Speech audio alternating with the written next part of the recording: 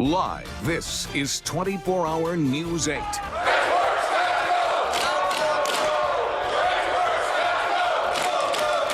Let's move forward. Let's get a conclusion. Let's get an answer and get something done. We're still here. We're still going to fight even when the odds are stacked against us.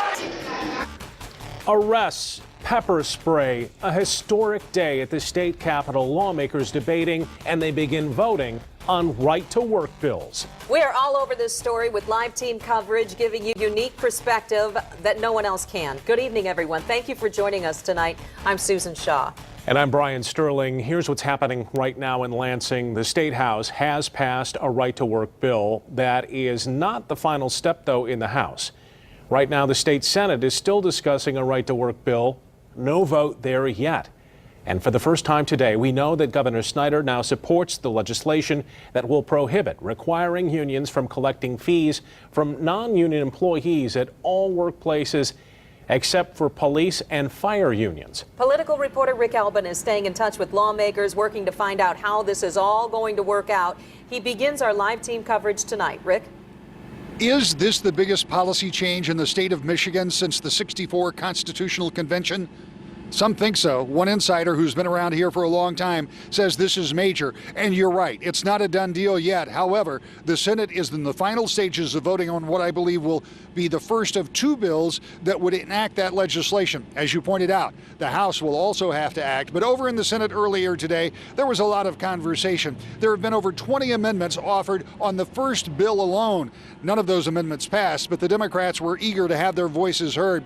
A vote is yet to come, but still more speaking on the floor. Earlier today, I spoke with both Governor Rick Snyder, who has said today he will sign right-to-work legislation, and Minority Leader Gretchen Whitmer in the Senate, who remains fundamentally opposed.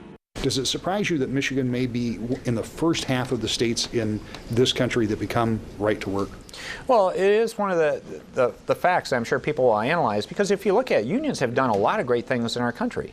And it started right here in Michigan. If you look at working conditions, wages, if you go back over the last century, it was very important. And the issue is how to continue that relevance today. And the whole point of this is not anti-union at all in terms of giving freedom of choice to workers to belong to a union or not.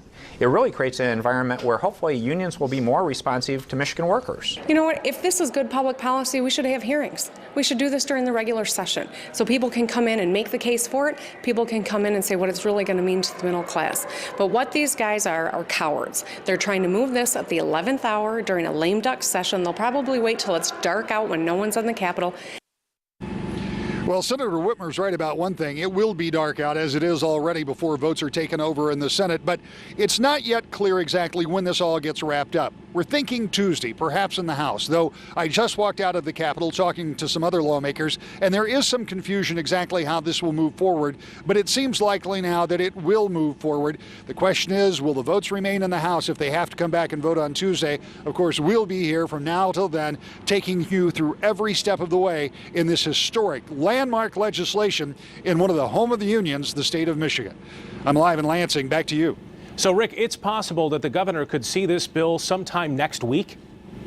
I think it's quite possible that he could. Now, lawmakers were hedging their bets earlier today. They were saying, well, by the end of the year. We want this to be done by the end of the calendar year. They're not asking for immediate effect, so it wouldn't go into effect until 90 days after the end of session.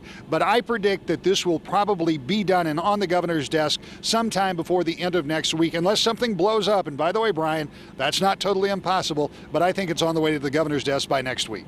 All right, Rick Albin reporting live from Lansing tonight. Thanks, Rick.